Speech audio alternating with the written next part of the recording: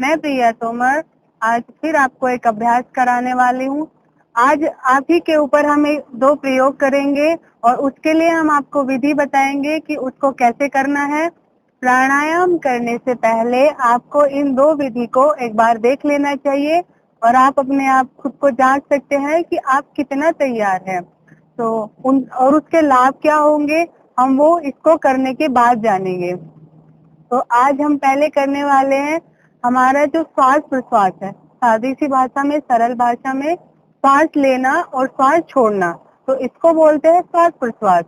तो 1 मिनट में आपकी श्वास प्रश्वास कितनी चल रही है, मतलब आपने श्वास लिया और फिर श्वास को छोड़ दिया, तो इसको ऐसे एक गिनते हैं।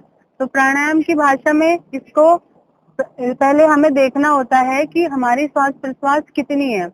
और योग में प्राणायाम में बताया गया है कि जो एक स्वस्थ व्यक्ति है उसकी श्वास प्रश्वास 12 से लेके 15 के बीच तक होती है और 12 से नीचे 8 से और 12 के बीच में जो योगी होते हैं, योग से जुड़े हैं, नियमित अभ्यास करते हैं, उनकी जो सांस होती है वो 8 से लेके 12 या 10 के बीच में होती है। और उससे नीचे जिसकी होते हैं, ऐसे कुछ जीव जंतु है जिसमें कछुआ होता है, उसकी जो ज्यादा लंबा जीता है, आप इसको एक उदाहरण से ऐसे भी समझ सकते हैं कि जो जितना ज्यादा लंबा जीता है, जिसकी उम्र के साल जितने ज्यादा होते हैं, उसकी श्वसन प्रक्रिया, उसके सांस लेने और छोड़ने की जो गति है वो उतनी ही धीमी होती है, उतने ही कम वो सांस लेता और छोड़ता है। तो इसको आपको जांचना कैसे है, ये प्रयोग आप जरूर करके देखें और वीडियो को अंत तक देखना है कि इसके लाभ क्या है फिर। ठीक है, तो हमें सहज ही इसमें ज्यादा आपको कोई कभी भी कर सकते हो चेक, ऐसा कुछ नहीं है। पर हाँ, एक प्रयोग आप इसमें कर सकते हो कि अगर आप बहुत ज्यादा हड़बड़ी में हैं या किसी बात से बहुत ज्यादा बेचैन है या आपको जिस समय पे सबसे ज्यादा गुस्सा आ रहा हो, आप एक बार तब चेक करिए और एक बार तब चेक करिए जब आप बिल्कुल शांत है या उस समय पे आपके अंदर शांति है, आप खुश हैं किसी बात से। तो आप ऐसे कंपैरिजन कर सकते हैं दोनों में कि सांसों में क्या अंतर है। तो आपको क्या करना है, सहज ही बैठ जाए, चेयर पे बैठ सकते हैं, नीचे बैठ सकते हैं, बस कमर और गर्दन ही सीधी रखनी होती है।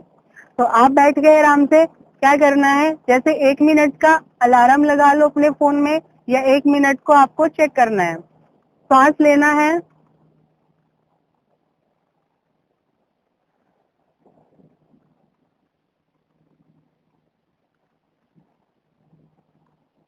यही आपको 1 मिनट तक करते रहना है, उसको गिनते रहना है कि 1 मिनट में कितनी श्वास आई और गई।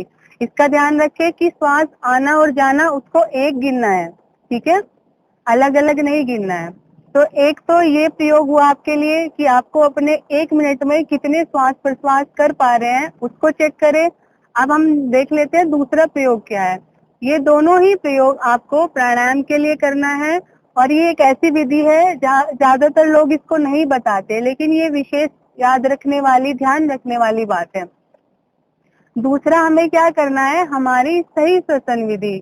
सही श्वसन से मेरा अर्थ है, मेरा कहने का तात्पर्य है कि अगर आपकी श्वास सही चल रही होगी तो आप उसका लाभ जल्दी ले पाएंगे और अगर आपकी श्वास उल्टी चल रही होगी तो प्राणायाम का लाभ आप नहीं ले पाएंगे। तो सही श्वसन विधि कैसे करते हैं, इसके लिए आप हमारी वीडियो देख सकते हैं दूसरी, उसमें विस्तार से बताया गया है सही श्वसन विधि क्या है, उसको करना कैसे है।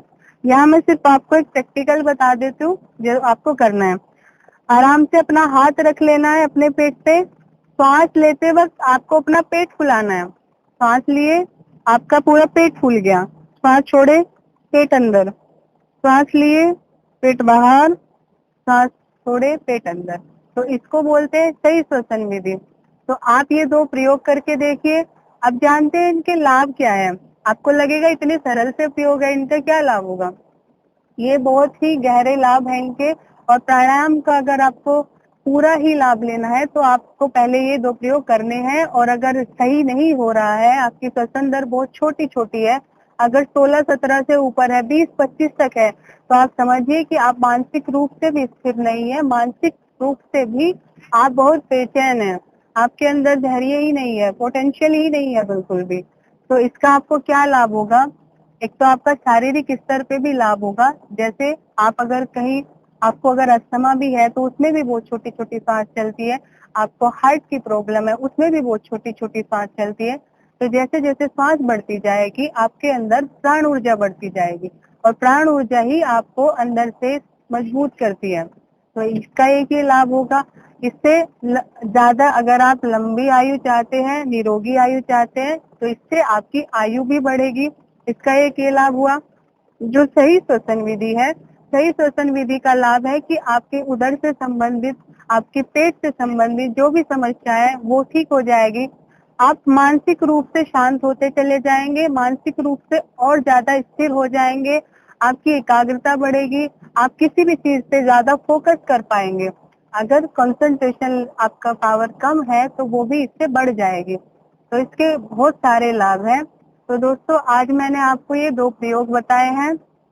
अभ्यास तो हर कोई बताता है लेकिन प्रैक्टिकल भी होना चाहिए कि ऐसे कुछ प्रैक्टिकल हो जो आप खुद कर पाए और आप सिर्फ उसमें आपको चेक ही करना होता है, ज़्यादा टाइम नहीं लगेगा।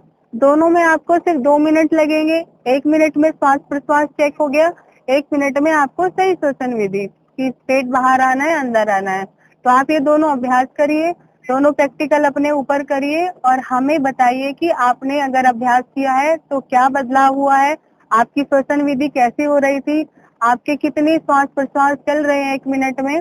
और अगर आप इससे जुड़ा कोई हमसे सवाल पूछना चाहते हैं, आपका कोई प्रश्न है, तो हमें कमेंट बॉक्स में बता सकते हैं और हमें आपकी प्रतीक्षा रहेगी कि आपको इससे क्या लाभ हुआ है और आपकी सांस कैसी चल रही थी। तो अगर आपको ये वीडियो अच्छा लगा हो तो आप इसको लाइक कर सकते हैं, सब्सक्राइब कर दें और चैनल पे अगर आप दूसरों को भी इसका लाभ देना चाहते हैं तो आप इसको शेयर कर दें।